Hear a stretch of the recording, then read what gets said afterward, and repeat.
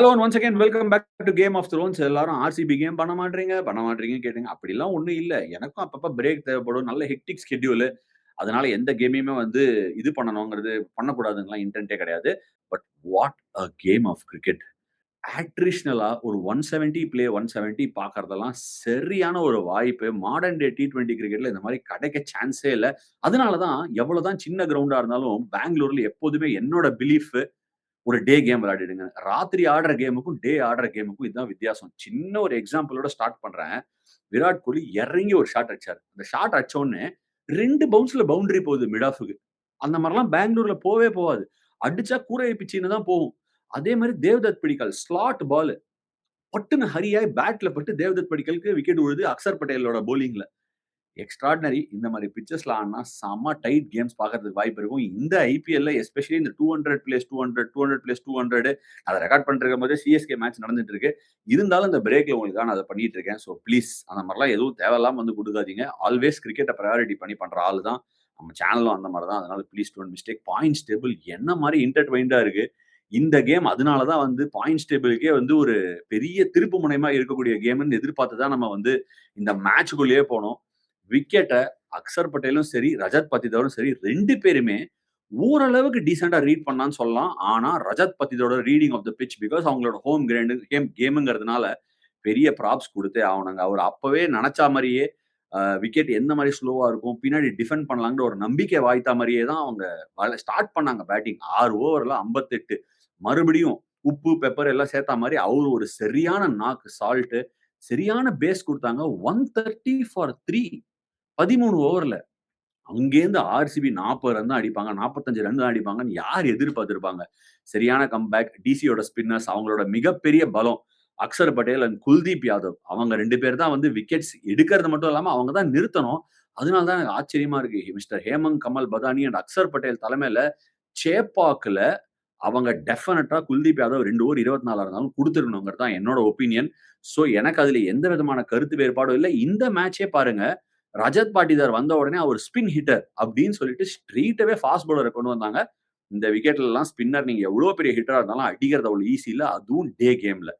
So with all that in mind கொஞ்சம் பெட்டரா ஸ்பின்னர use பண்ணியிருந்தா அவங்க இந்த ஒரு 2 கேம் அந்த பவுன்ஸ் கூட தோத்துருக்க மாட்டாங்கங்கிறது என்னோட பர்சனல் கருத்து.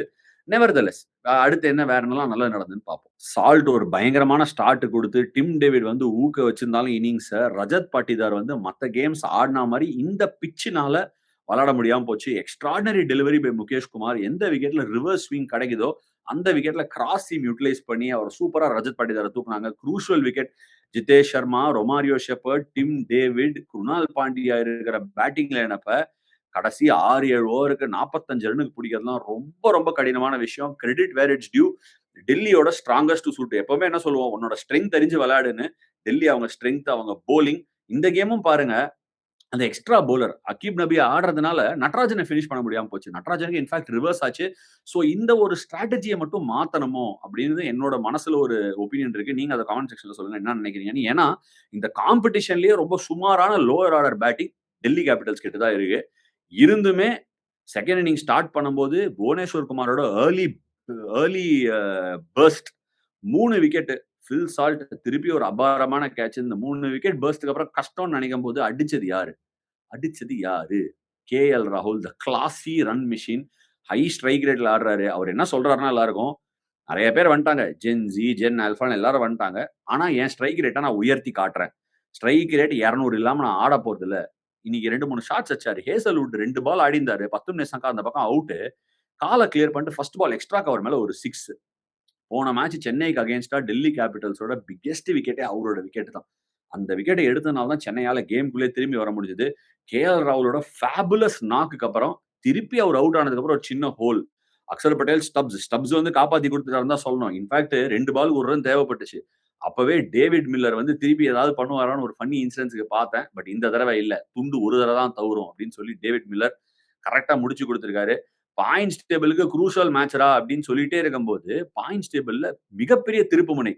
சிஎஸ்கே அண்ட் எஸ்ஆர்எச் அந்த கேம்லேருந்து ஏதாவது ஒரு பாயிண்ட் வரும்டா. அதுலேருந்து வரவன் டாப் 4ல போய் உட்காருவான்டா அப்படின்னா டெல்லி.